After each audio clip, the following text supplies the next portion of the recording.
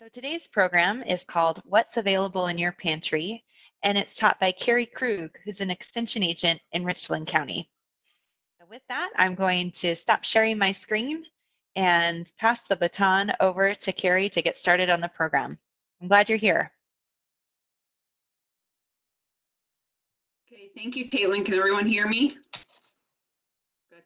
Okay, so I'm going to start sharing my screen here.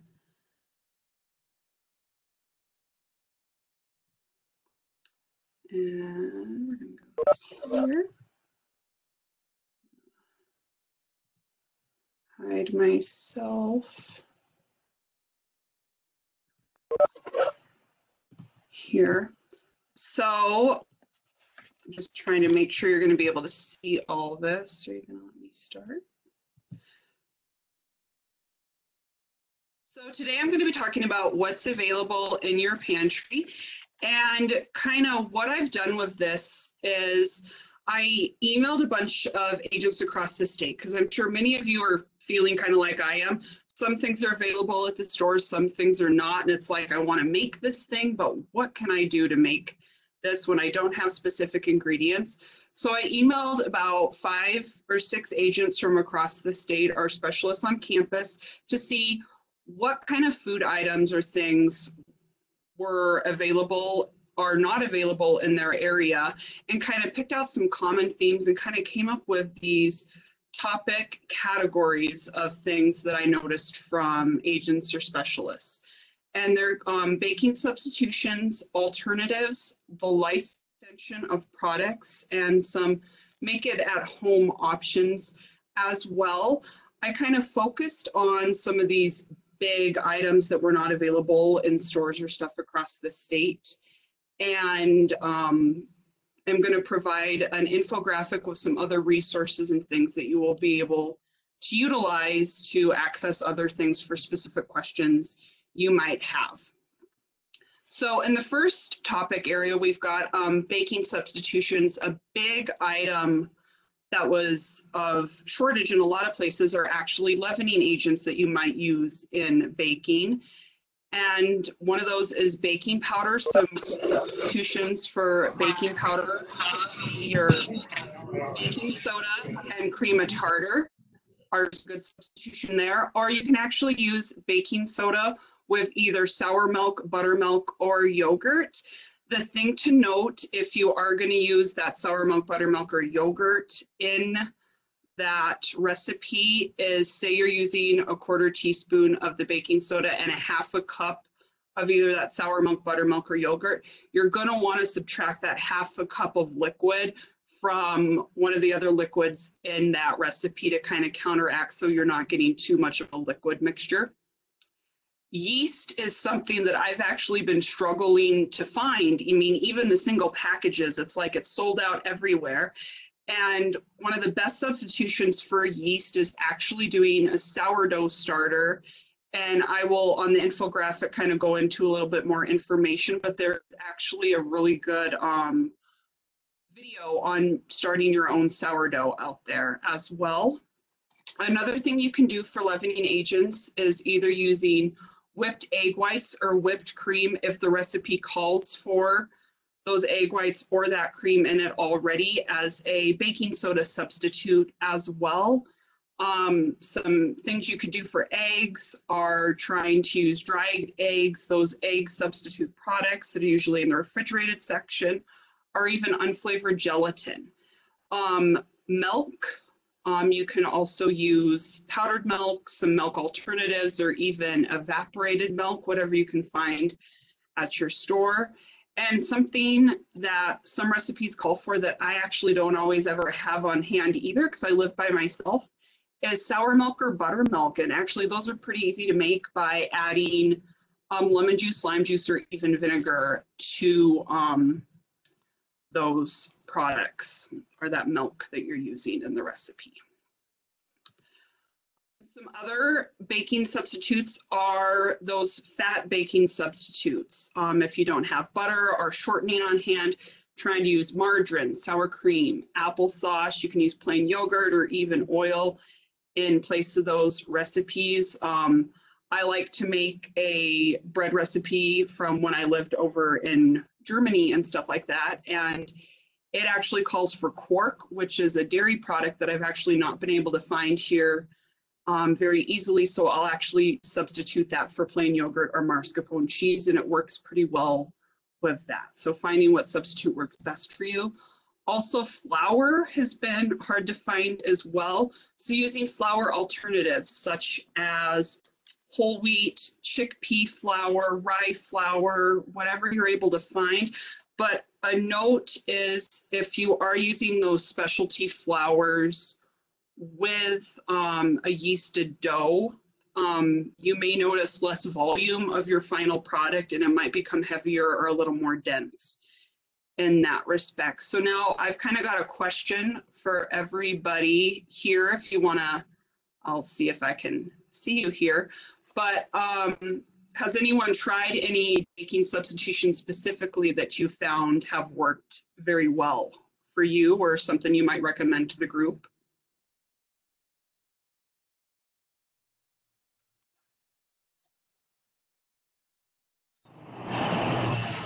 Montana Prairie Gold flour, because it's whole wheat, but it's a lot lighter than a typical whole wheat, so it works in products a little better. Yeah, and I also like that Prairie Gold flour. I use that as well. Caitlin's used the flax seeds in replacement of eggs.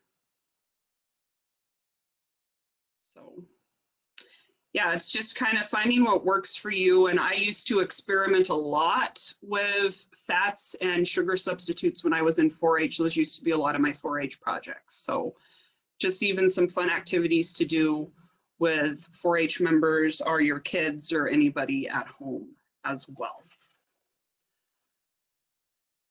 So moving on here, some other things that reaching out to some other agents are actually have been finding it hard to find specific dairy products, or even the meat department at their grocery store has also been in short supply of some products and stuff like that. So some dairy product substitutions, or even if you can find those shelf-stable dairy products, those will work as well.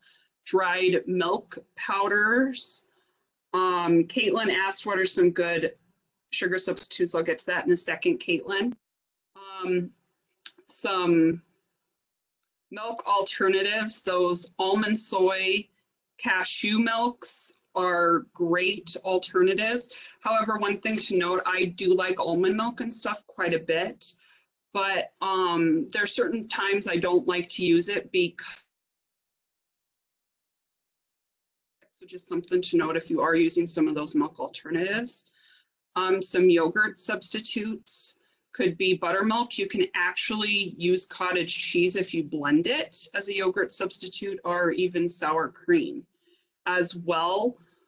With meats being in short supply, sometimes finding some alternative sources of protein, such as beans, you can use canned or dried beans.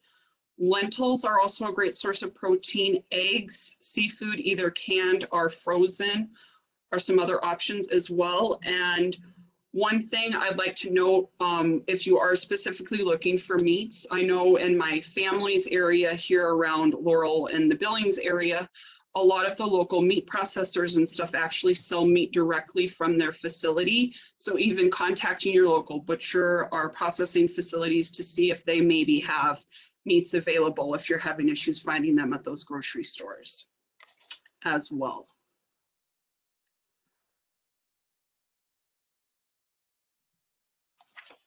Some other things to kind of help extend the life of some of these products, if you are able to get some of these products at the store or get them in bulk at places, is freezing some of these items. So you can freeze butter for up to 12 months. You can also freeze your cheeses. Softer cheeses such as cottage, ricotta, cream cheeses will freeze for up to a month. Natural aged cheeses such as Swiss or cheddar in those larger pieces with that wax coating will freeze 6 to 8 months, and the same for those pasteurized processed cheeses as well. Milk can be frozen too. However, when you freeze your milk, you want to make sure what you're freezing it in isn't completely full. You want to leave room for the milk to expand as it freezes, and will be okay in the freezer for 1 to 3 months. And once it's frozen, the flavor and appearance may actually change in the milk, and it's really best for cooking at that point. Cream, either light cream or half and half, can be frozen for 3 to 4 weeks. And another thing, you can either refrigerate or freeze your flour. You can refrigerate it for 6 to 8 months or freeze it up to 12 months. But the thing to note with flour is you should actually keep it in a airtight container. So that's just some way to extend some of those products if you're able to get them at the store. And there were some items that some agents or some things I've noticed that have come across the board of being in short supply at grocery stores, which are actually pretty easy to make at home. And some of those are pasta sauces and pastas. You can make your own tomato sauce with canned diced or fresh tomatoes. Using spices, olive oil, onions, and garlic. You can also make your own pasta egg noodles, or eggs, flour, and water. And I'm going to switch over to the infographic here in a little bit. But Utah State University Cooperative Extension actually has created a nice pamphlet of different pasta sauce recipes, as well as different pasta recipes that you're able to use to make those things at home. So I'm going to switch over here and minimize this. So this infographic here is actually going to be shared with the recording and stuff like that. And it's additional resources for you to utilize. And the first one there is the baking and cooking ingredient substitution chart with the What's Cooking America .net, and this is an actual very in-depth site with different ingredients here, as well as find for those things, and it's got a lot of spices and stuff, and everything's alphabetized, which I really like. So let's say I'm looking for a substitution for corn syrup, and I need a cup of it. So we're going to go down here to our corn syrup, a cup of it. I can substitute that with the granulated sugar and a 1/4 cup of whatever liquid is called for in the recipe.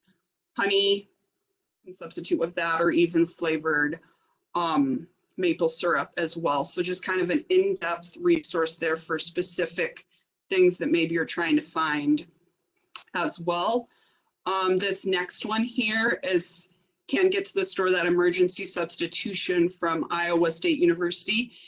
It's got some of the same recommendations as the What's Cooking America.net, and this is what it looks like for fat substitutes and other things as well. They recommend avocados, but it also has this avoiding emergencies and planning ahead. So something to maybe consider when you're able to get to the stores and kind of planning those things ahead, but then maybe having some backup ideas for ingredients maybe you're not able to find at the store as well. There's 2 resources in Colorado University. The one is ingredient substitution. This is a very printer-friendly one, kind of like the University Mont Guides that we use here in Montana. And it's the substitution charts, and it's got the spices and different things as well that you can use for different ingredients. And then the second one that they have there is the food storage and safety quality. So this is if you're wanting to know whether you can refrigerate or freeze specific items that you've made or you've gotten at the store there. It's got the nice product breakdown, freezing, how long it will freeze for, as well as some items to note for them particularly.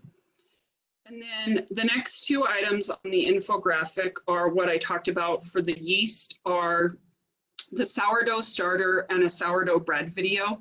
These are actually made by Marcy Gaston, who is an MSU Health and Human Development faculty member on campus. And she provided these for students and faculty members on campus. And those are the links to those videos on making your own sourdough starter, as well as making your own sourdough bread at home and stuff like that. And she actually, Marcy, teaches the culinary classes and stuff on campus for undergraduate students as well. And then that last one is the link to the Italian pastas and sauces and stuff from the Utah Cooperative Extension. And this is a nice resource book with different homemade pasta ideas, making those fresh eggs, rolling, cutting those pastas out, different sauce recipes as well. So that's kind of that resource of those things that you may be able to make at home as well. So, and then just another thing to note is also get creative with things that you maybe have in your pantry or at home with those. So say you want to make pizza and you don't have the stuff to make dough. Try using those. If you got tortillas, you can use tortillas. Or one thing I used to like to make when I was younger were pizza pockets. And we used biscuits and rolled those out flat and put the pizza toppings and stuff, folded them over and baked them that way. Or even using biscuits as the face of sandwiches if you don't have bread or anything. So just getting creative with also what you have on hand. So with that, I'm going to stop sharing my screen and go look at the chat here as well. And if you have questions, you can either type them in or feel free to talk at this point as well. There was asked, what are some good sugar substitutes? And so I grew up and my mom was a type 2 diabetic. So I used to substitute a lot with like Splendas, they've got Truvia, all those other sugar substitutes as well. Some people, you can use honey in place. The thing with honey is because it's a liquid, you might need to make adjustments to things as well. So just kind of seeing what works as well with that. And if anyone else has any other good sugar substitutes and you want to add to that, feel free to chime in as well.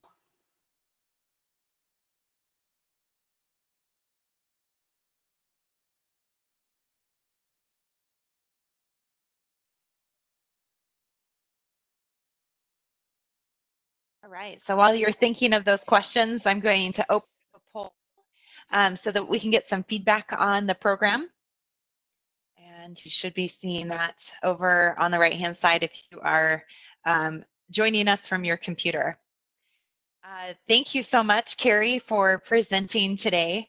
It's been fun to hear my different colleagues share and teach, and I have learned so much this month. If this is the first time you've joined us for a noon webinar, every day in the month of May, or sorry, we're still in April, every day in the month of April on the weekdays, we are providing a new class over the noon hour on a variety of topics. So I am going to share that with you. I am already working on next month's programming. So just share with you. So tomorrow we have Legal Ways to Avoid Probate on Your Estate by Dr. Marcia Getting, and she's our family economics specialist. On Friday, we have Supporting Youth Mental Health During COVID-19, and that's taught by two of our extension agents, Alice Burchek and Kelly Katani. On Monday, we have Montana Medical Care Savings Accounts by Dr. Marcia Getting, and once again, she's our family economics specialist. Tuesday, we have a program that is not going to be recorded, so definitely if this is something of interest to you, please make sure this is on your radar. When Hearts Are Stretched, Honoring Grief and Fostering Compassion Resilience Amidst a Global Pandemic, and that's taught by Tamarack Grief Resource Center out of Missoula. Wednesday, we have Arthritis Exercise with Tara Andrews, and she's our extension agent in Cascade County. And then the final day in April is Explore the Outdoors. And we have a special guest from Montana PBS, Deanna Myland, I believe is her last name. So mark your calendars and join us again for all these different programs that our faculty have put together for you to just help us get through these quarantine times, staying at home. So thank you so much for being here and have a great day. Thank you.